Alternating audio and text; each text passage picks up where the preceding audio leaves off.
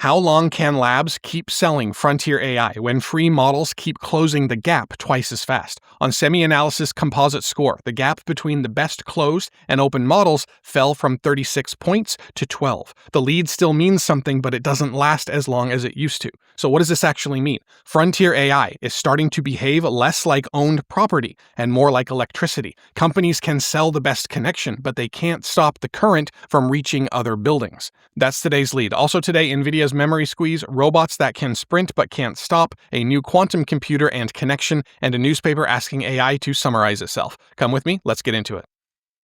Anyone paying top dollar for a closed AI model now has to wonder how long that premium will last. Open-weight models, the kind anyone can download and run, have caught up faster with each era SemiAnalysis measured. So how close are they now? Well, SemiAnalysis published its latest measurement on Friday, and the gap between the best closed model and the best open one has shrunk to about 12 points on its combined score. At the start of the previous era, that gap was nearly 36 points. 12 points, though, is still a real gap. Now, SemiAnalysis said its own team still reaches for a closed model in daily work. In their data, SemiAnalysis said that frontier labs do release a new model roughly every 51 days, and every time an open model catches up, then the leading lab tends to release something new. And the revenue numbers show that customers still do pay for that lead. Anthropic's annualized revenue hit $65 billion in July, up sharply since Claude Code launched in May of last year. Still, the chase keeps getting shorter.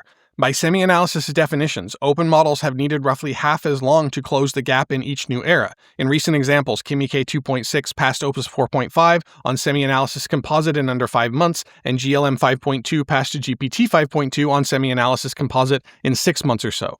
These systems can now also handle some economically useful coding and agent work, and this has moved well past a hobbyist just getting a free AI assistant good enough for weekend projects. Businesses can now assign serious work to models whose weights they don't have to rent from a closed lab. SemiAnalysis summed up the market reaction in 4 words. The market puked in response. And then Thursday made that shift real. An anonymous model called Ox Alpha showed up on OpenRouter, a marketplace where developers can reach mini models through one single service.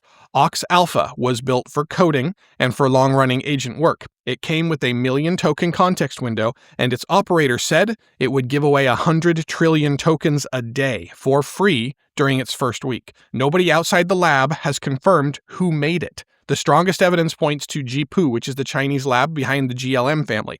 It had already tested a different model on OpenRouter using a horse-themed alias. Something about how Ox Alpha processes text also made some observers suspect it might have been built in the US. Patrick Collison of Stripe, whose company is buying OpenRouter, called the model very impressive. And that is the crux here. A highly capable model can now appear with just no known maker at a claimed 100 trillion tokens a day. It could hand out more inference in one day than some startups use in an entire year. So for you, this means it keeps getting harder to keep useful intelligence locked away. A developer in Nairobi or Sao Paulo can now get building with open-weight reasoning. On some coding and agent benchmarks, it comes close to what once required a frontier lab contract. Now, the lead that closed models hold still matters because it buys today's best performance, but that lead looks more like something rented for a while than something actually owned for good. If Washington expands their secret pre-release testing, as they said they will, to cover capable open models, that will probably slow distribution a little, but I don't think it can stop the economic forces pushing these releases out into the open. Once it costs little beyond electricity and hardware to run a capable model, simply possessing one stops being the prize. So now the advantage goes to whoever builds well with intelligence that anyone can reach. All right, that shrinking model premium now runs into a harder cost. Nvidia has warned customers planning next year's AI systems that prices could jump by more than 15%. Why can't the company that dominates AI chips hold those prices down? Well, Nvidia reportedly told major customers on Saturday to expect price increases on some next-generation Vera Rubin and Grace Blackwell server configurations. How much prices rise will depend on the hardware and the memory in each server. Memory itself is the problem. Nvidia designs the main computing chips, but every accelerator also needs fast memory packed around it.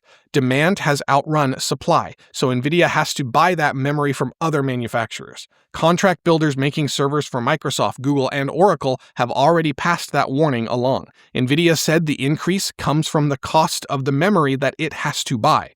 Now, that explanation makes sense, but it also draws attention away from how much of the higher price Nvidia itself might pocket. Its quarterly results come out on August 26, so we can check then. The deeper change is that the chip everyone watches may no longer be what's actually holding production back. The memory that supports Nvidia's chips now has more pricing power than Nvidia itself, despite Nvidia dominating the accelerator market.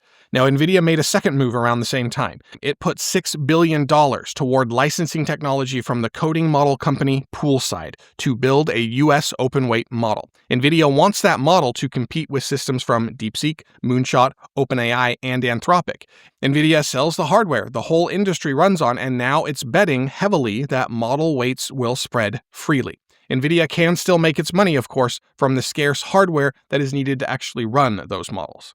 So if you're buying AI capacity, cheaper models don't mean cheaper computing. Instead, the cost can shift into memory, electricity, and physical construction, even as the software itself gets easier to reach. Today's shortage is also driving companies to build more of their own supply. SK Hynix has outlined 2 new memory factories costing 54 trillion won, roughly $38 billion, and construction is already underway. That scarcity pushes prices up, and higher prices are what fund more supply. So Nvidia's strategy protects an incumbent. It isn't a gift. It expects to make money from the layers that stay scarce even as model access broadens. Now, that still does tell us something important. Even Nvidia doesn't seem willing to bet its future on charging rent for guarded model weights. Lasting value is shifting toward compute, memory, and the people who know how to use abundant intelligence. All right, as memory limits machines inside data centers, anyone near a robot's finish line faces a more immediate problem. These machines got fast before they got safe. At Beijing's Robot Games on Saturday, a Chinese humanoid ran 100 meters almost 0.2 of a second faster than Usain Bolt's world record of 9.58 seconds. And then it kept running and crashed into a padded wall. It never braked before hitting that padded wall. So, what did that sprint really prove? The motors can already produce astonishing speed. The machine can stay upright long enough to finish the dash. And it shows China can manufacture advanced robot hardware.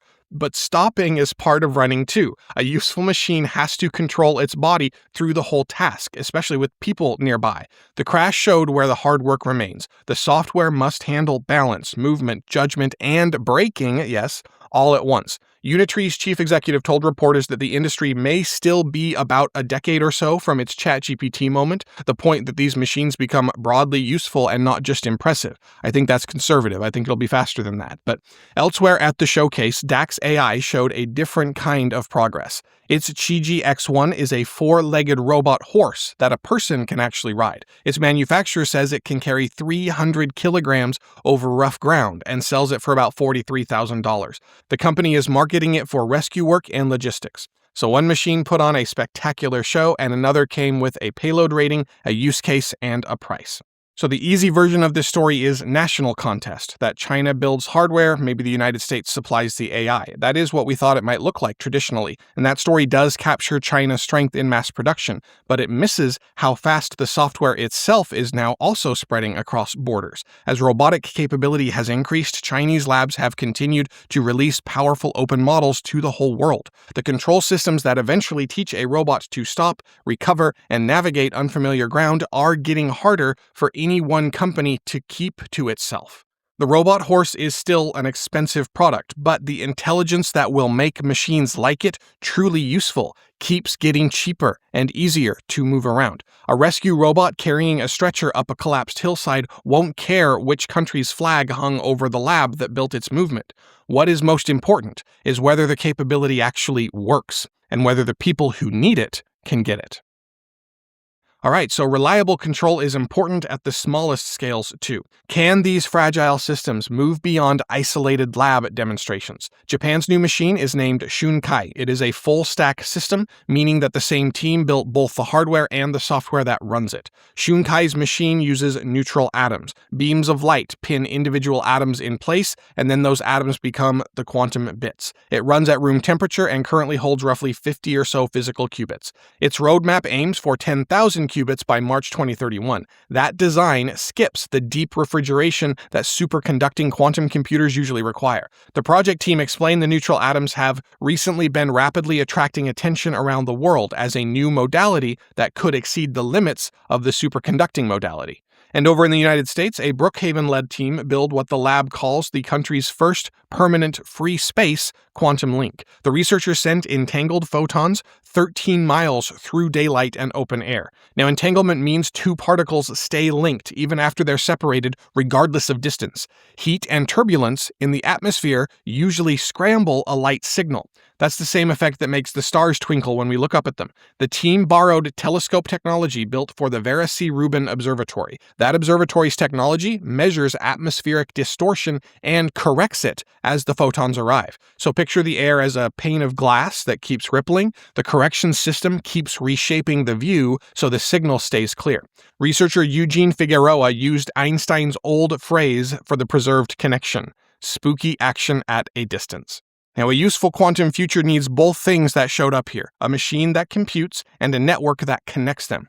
Neither result is a finished service that you could use tomorrow. Shunkai starts at 50 physical qubits, and the US link covers just one experimental route. The Brookhaven team is already looking at longer distances, though. And also, by using open air, the team avoided having to make one costly assumption. Crews have to trench, permit, and pay for fiber mile by mile. A line-of-sight connection can eventually reach islands, ships, mountaintops, and satellites, places where laying fiber makes little economic sense. Researchers across countries and institutions are now building both that computer and that connection. Quantum capability is starting to spread before any single company can lock down control of it. All right, that question about access lands inside a newsroom where New York Times journalists are watching a system summarize their reporting without another journalist checking each answer. The paper has started testing an AI-powered search page with a small group of visitors. It answers questions with excerpts, links, and AI-generated summaries of Times journalism. A second experiment, Wirecutter Finder, does the same thing for product recommendations. So who decides what a Times story means now? Since the Times started 170 years ago or so, a journalist or an editor did that job. A reader could see their byline. Editors inside the building could question the work and fix it and hold someone accountable. Semaphore calls the new search page the first text the paper has ever given readers with no journalist or editor in between. That comes after 2 years of litigation in which the Times argued a machine should not summarize its journalism without permission. Times spokesperson Graham James called the page an experiment meant to improve search. But Times Guild unit chair Jim Luttrell reacted very differently. He called the paper's current AI policies meaningless. Luttrell pointed to mistakes that AI summaries have made across the industry. The warning is close to home. The Washington Post's AI podcast experiment produced fabricated quotes.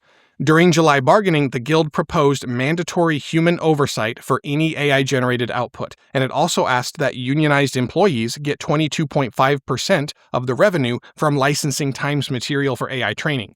If someone had to review every generated answer by hand, this kind of search would be almost impossible to run at scale, and that is the conflict. The Times is testing whether an automated system can take over a core piece of editorial judgment while its own journalists ask who can inspect, correct, and benefit from that change.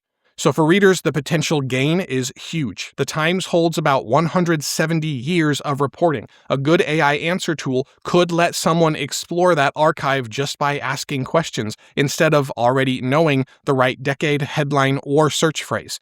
The danger appears when convenience moves faster than fact-checking. A list of links under an answer doesn't prove the answer represented those sources accurately, and a spokesperson's assurance can't replace a process that readers and journalists can actually check. The revenue demand raises the question of who shares in the value. The oversight demand protects the journalists whose names stand behind the source material and the readers who may act on the summary. So the scalable version and the trustworthy version are not the same thing yet. In the best outcome, people could still ask questions in plain conversation, but the journalists who built the archive and the readers using it could check what the system actually pulled. All right, let's close it for today. Frontier AI still has a price tag. The best closed models still carry a measurable lead, and customers pay extraordinary sums to use them. What is disappearing is the idea that anyone can own this lead forever.